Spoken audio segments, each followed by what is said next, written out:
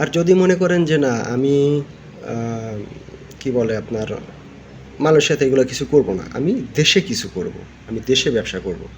দেশে যদি আপনি ব্যবসা করেন, দেশে আপনারা জানেন যে বিভিন্ন জেলার মানুষ বিভিন্ন বিখ্যাত জিনিস আছে। বগুড়াতে দই আছে, কুমিল্লাতে রসমালাই আছে, রাজশাহীতে আম লিচু আছে, ঠিক আছে, চাঁপাইনবাবগঞ্জে আপনার আম আছে, বা মানে বিভিন্ন জেলায় আপনার আমাদের মাদারীপুরে গুড় আছে, খেজুর গুড়। তা বিভিন্ন জেলায় বিভিন্ন জিনিস বিখ্যাত আছে। তা আপনি যেহেতু দেশের বাইরে থাকেন, আপনি আল্লাহর রহমতে একটা ভালো টাকা কামাই করেন, কিন্তু আপনার ফ্যামিলিকে আপনি যত টাকা পয়সাই দেন, যত যাই করেন, তাদের কিন্তু মন ভরবে না। তাদেরকে খুশি করতে হলে আপনাকে বিভিন্ন সময় বিভিন্ন সিজনে তাদেরকে বিভিন্ন কিছু উপহার দিতে হবে। তো অনেকেই আছে এগুলা দিতে চায়, যে এখন বৈশাখ মাস আসছে, নিজের ফ্যামিলিকে যদি রাজশাহীর আম খাওয়াইতে পারতাম, লিচু খাওয়াইতে পারতাম। এখন পিঠা, শীতের দিন আসছে, আমি যদি পিঠা রস খাওয়াইতে পারতাম, বা খেজুরের গুড় খাওয়াইতে পারতাম। তা আপনার কি করতে হবে, আপনার যারা বাংলাদেশে বিভিন্ন পেজ আছে, যারা বাংলাদেশে এগুলো বিক্রি করে অনলাইনে, তাদের সাথে করতে হবে, যোগাযোগ করতে হবে।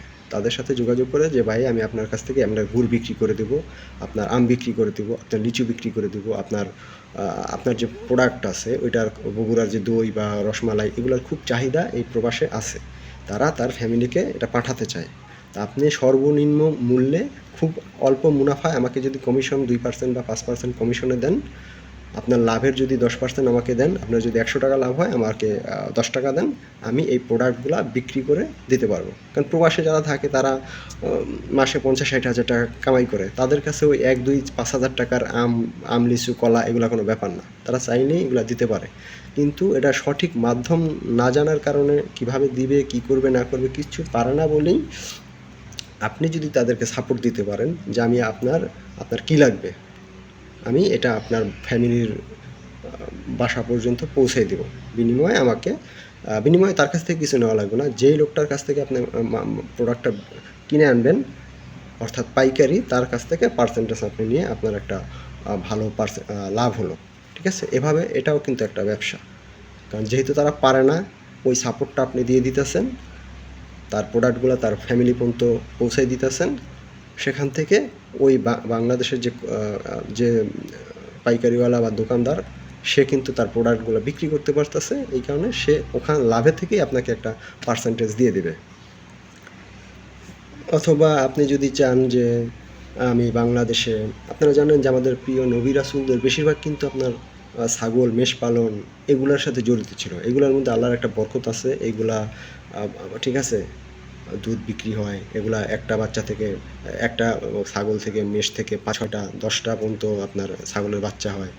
তা আপনি চাইলে এই ছাগলের ব্যবসা করতে পারেন। কিভাবে?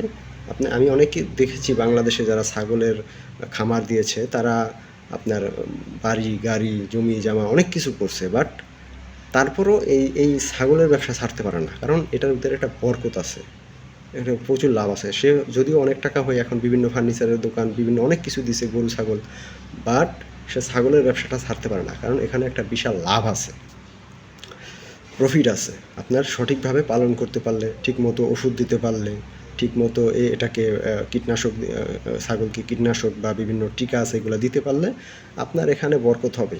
ছাগলকে যদি আপনি যত্ন নেন, এখন আপনি বিদেশ থেকে কীভাবে করবেন? আপনার দেশে অবশ্যই ভালো মানুষ বা আপনার বিশ্বস্ত লোক, আপনার গ্রামের যে বিশ্বস্ত লোক, হয়তোবা গরিব অথবা কোনো বিপদে পড়ে আছে, টাকার জন্য সে অনেক কিছু করতে পারতেছে না, আপনি তার পার্টনার হয়ে যান। আপনি তার সাথে পার্টনারশিপে এই ছাগলের ব্যবসা করতে পারেন, যে তোমাকে আমি 10টা ছাগল কিনে দেবো, এই খাসি কিনে দেবো, এই ঈদের সময়, ঈদুল আজহার সময় তুমি এগুলা বিক্রি করে যে লাভ হবে, সেখান থেকে প্রফিট অর্ধেক অর্ধেক হবে। যে সে এগুলা কিনে, আপনি জাস্ট কিনে দিবেন, সে এগুলা লালন পালন করে বড় করে, ঠিক আছে, ওইগুলা বিক্রি করে আবার যে লাভটা হলো, সে অর্ধেক অর্ধেক নিল, কারণ ওইখানে সে একটা পুঁজি পাইতেছে ব্যবসা করার জন্য। সে তার নিজের মনের মতো করে এগুলোকে লালন পালন করবে, আর আপনার এখান থেকে জাস্ট কিনে দিছেন, পরের দায় দায়িত্ব তার, সে ওটা লালন পালন করে আপনাকে একটা প্রফিট পার্সেন্টেজ দিবে। অবশ্যই সেটা আগে আলোচনা করে নেবেন যে কীভাবে এটা হতে পারে। এটা ছাগল, গরু সব কিছুতেই হতে পারে।